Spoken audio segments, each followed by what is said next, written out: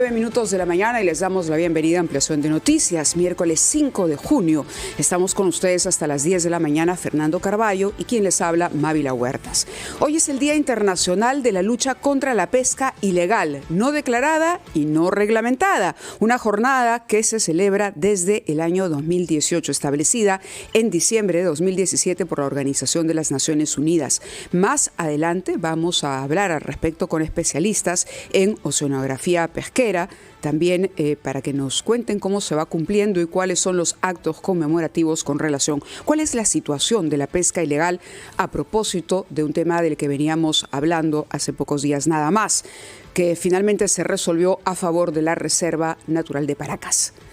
Mávila, buenos días a quienes nos ven en la televisión, nos siguen por la radio y las redes sociales. Efectivamente es muy importante para un país pesquero como el Perú, que tiene 3.000 kilómetros de costa y que tiene una pesca ancestral desde hace miles de años. Tenemos iconografías y tenemos incluso tallados de nuestros ancestros precolombinos en diversos lugares de la costa que supieron adaptarse bien, alimentarse bien y preservar los equilibrios naturalmente ecológicos.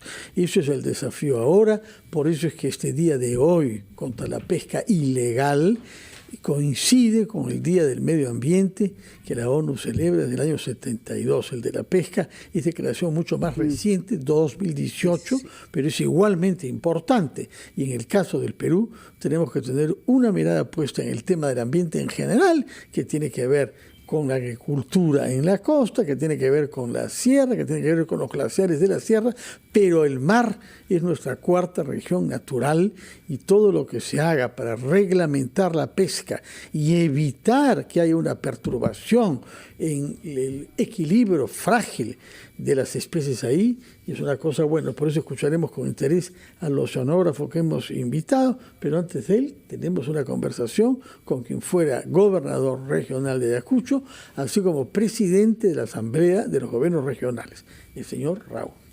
Muy buenos días, señor Rao. Fernando, buenos días. Mávila, muy buenos días. Soy Carlos Rúa. Muchas gracias por la invitación y efectivamente mi presencia se debe para también manifestar mi preocupación por el tema de la ley de la nulidad a los movimientos regionales. Sí. Un momento muy preocupante. Los que estamos en las regiones siempre hemos buscado la descentralización y que lo que hoy en día los movimientos regionales que existen en el país no pueden ser tratados de esta manera. Y señor Carlos Rúa, perdone que me haya equivocado en la formulación de su nombre. Efectivamente, usted fue un candidato de un movimiento regional, tal como lo es su sucesor, el señor Oscorima, y la mayoría de los gobernadores regionales de nuestro país, así como la mayoría de alcaldes. Mientras que algunos de los partidos que más congresistas tienen, no tienen muchos alcaldes y ningún gobernador regional. ¿Se les consultó a los miembros de los movimientos regionales? ¿Se les consultó antes de aprobar esta ley? Para nada, don Fernando. Esto ya se venía desde muchos años antes incluso. Nosotros, si analizamos los 30 últimos años en el país, lamentablemente no hay un partido político que haya formado liderazgos. No ha tenido una preocupación de fortalecer sus líderes en los municipios y en las regiones. Entonces ahora que hay presencia de movimientos regionales que básicamente se presentan en los espacios locales, que la población lo elige al buen vecino. Entonces, con esta situación está obligando de que todo el mundo tiene que afiliarse a un partido político y la verdad no sé lo que va a pasar en los próximos comicios electorales. Bueno, se ha anunciado una movilización en contra de esta reforma constitucional que ha sido aprobada en primera votación, porque recordemos que falta una segunda. Y yo quisiera preguntarle por declaraciones que ha hecho el señor César Acuña, actual gobernador de La Libertad. Él ha dicho, no hay movimientos regionales, lo que hay son personas que creen que los tienen. Si queremos construir un país, debemos construir partidos políticos nacionales. Invito a los líderes de movimientos regionales a ser parte de partidos nacionales. APP está abierto a todos. En una semana, de los 18 movimientos regionales, 12 ya se han unido a APP y esa ha sido una buena decisión. ¿Cómo evalúa la posibilidad de unirse a un partido político?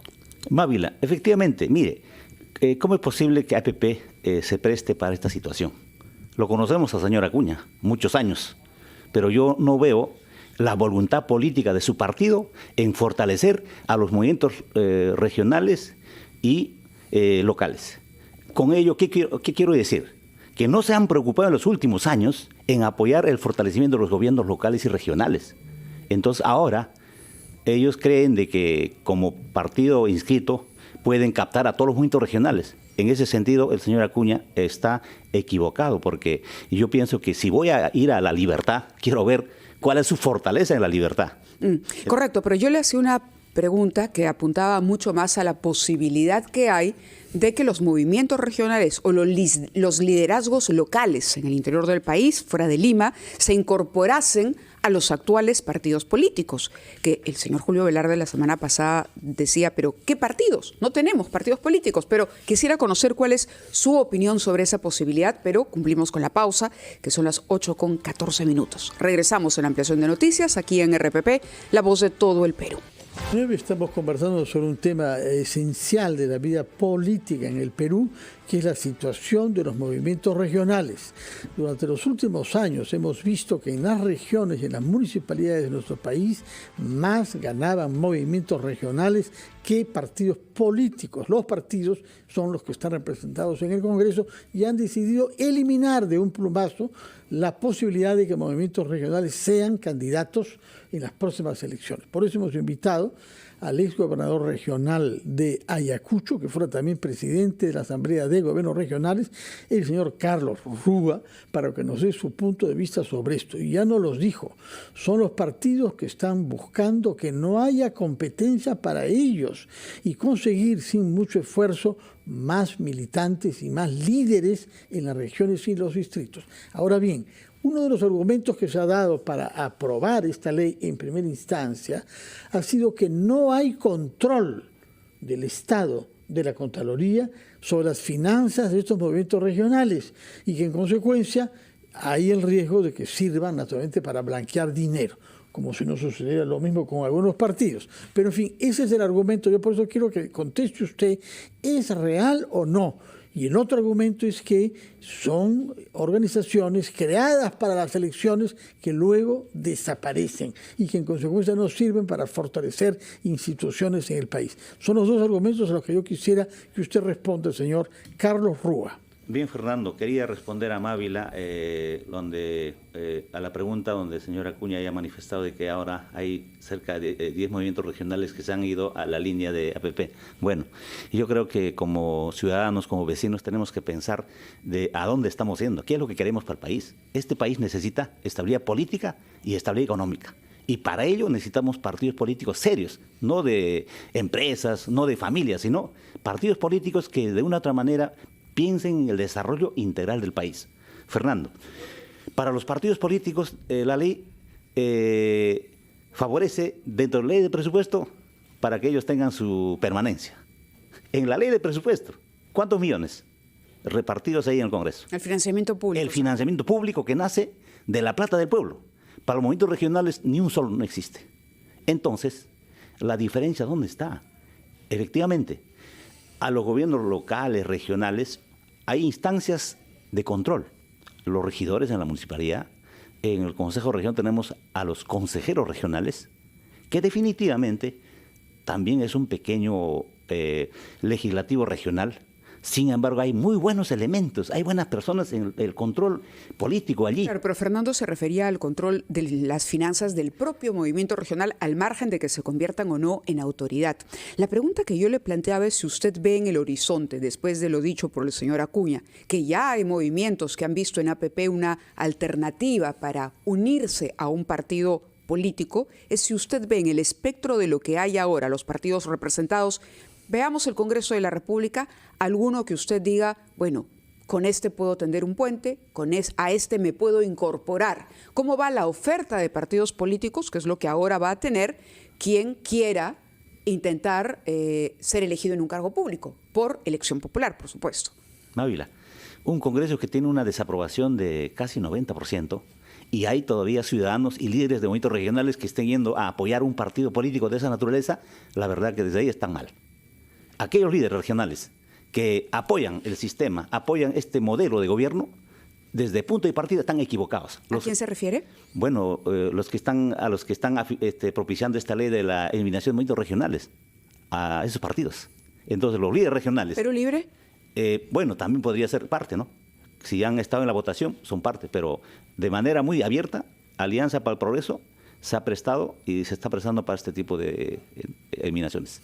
Y lo que pregunta Mávila me parece muy importante, porque además del señor Acuña y de Fuerza Popular, quienes han estado detrás de esta ley son los de Perú Libre, que como sabemos han perdido las elecciones en la región en la que nacieron, que era de Junín, y han perdido en beneficio de un movimiento regional.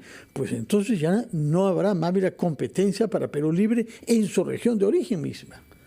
Fernando, esa también es una situación preocupante. Yo creo que la población se va dando cuenta, y los que hoy en día tienen esa desaprobación de 90%, yo creo que no hay autoridad moral para dar normas, ¿no? Entonces, desde acá yo invoco a la población, a la ciudadanía, a fin de que, y a los líderes regionales, ¿no? Que al final no vayamos a fortalecer a partidos políticos que hacen daño a la democracia, hacen daño a la descentralización, a la participación ciudadana. Yo creo que allí el país hoy en día necesita líderes que, ya sean en el Congreso y en el Ejecutivo, realmente pongan pare al tema de lo que es la inestabilidad política que tenemos hoy en día. ¿Es verdad que los movimientos regionales nacen y desaparecen antes y después de las elecciones? Fernando, a los movimientos regionales, yo recuerdo los años 90, 95, uno podría postular incluso con un movimiento local en un distrito. ¿Por qué? Porque la gente no tiene confianza en los partidos políticos. Entonces, han venido sacando leyes para anular esos movimientos locales, luego provinciales, y han estado sancionando sistemáticamente por algunos errores en la campaña política las multas que aplicaban 30 UITs a un movimiento regional. ¿Cómo va a pagar? Y allí ya se venía el tema de la suspensión de los movimientos regionales que tenían deudas. Y luego dijeron, pero también los partidos políticos tienen deuda. Mejor lo exoneramos a los partidos políticos y vamos a la misma corriente. Y al final ya lo han desanimado a todos los líderes regionales. Yo pienso que aquí no se puede echar la culpa el tema de lo que es que algunos líderes regionales hayan aprovechado el cargo. Sin embargo, tiene que haber también allí un control. Necesitamos una democracia más fuerte, no solamente para controlar los partidos políticos, sino también los movimientos regionales. Antes de ir a la pausa, porque nos va ganando el tiempo, quisiera pedirle una palabra sobre la situación. Usted ha sido exgobernador de Ayacucho, ¿correcto? Quisiera pedirle una palabra, un comentario sobre la situación del actual gobernador de Ayacucho, el señor Wilfredo Oscorima, quien ha anunciado la posibilidad de una marcha si es que no se le otorga un presupuesto solicitado al gobierno, pero que al tiempo es investigado por la Fiscalía por el famoso caso Rolex, que lo involucra a él y a la presidenta Dina Boluarte. Mávila, como ayacuchano me siento muy preocupado y a la vez en este año del bicentenario de la batalla de Ayacucho, cuando Ayacucho tenía que hacer eventos internacionales, porque estamos hablando de 200 años de la independencia, de la batalla de Ayacucho. Se ha convertido en un año de conflicto, de inestabilidad política regional, incluso afectando al tema nacional. Yo creo que necesitamos trabajar. No hay nada, la verdad, para que nos impida ser transparencia en la gestión regional. Efectivamente, hoy en día ya se pronuncia que una marcha, otra marcha, yo creo que son temas ya de índole, de una reacción de una autoridad regional. Tal vez al ver de que está acorralado, entonces yo pienso que él ofreció mucho a Ayacucho. Dijo que en 4 años no se había hecho nada, pero al final él se viene paseando y en los primeros 100 días empezó a inaugurar mis obras. Yo dejé más de 100 obras, colegios emblemáticos en las provincias, vías de comunicación interregional, puentes, y también los hospitales que encontramos en piso, lo levantamos durante los 4 años. Al final, la gestión de nosotros, de la gestión 2019 al 22, ha sido una gestión, ustedes saben, que en 4 años hemos tenido 6 presidentes de la República, 400 congresistas, ministros cambiados a cada momento, entonces, y fue también rematado por la pandemia. Muy bien, señor Rúa, muchas gracias por haber venido, por habernos explicado su punto de vista y resaltado la gravedad. Fernando, solamente quería unos segundos aprovechar que el Valle Río Apurímac espera su culminación de su carretera Ayacucho-San Francisco. Necesita Ayacucho reivindicar muchos proyectos. Yo creo que es necesario que se cumplan con los objetivos que hemos conversado desde la Asamblea Nacional de Gobernadores, desde el espacio que estuve, a fin de que la agenda de Ayacucho debe cumplirse. De acuerdo, sobre todo que es la salida hacia la selva central, ¿no? Muchas gracias, señor Carlos Rúa, por darnos su punto de vista sobre la situación de su región ayacuchana y la eliminación de los partidos. Tenemos que ir hasta Huaraz.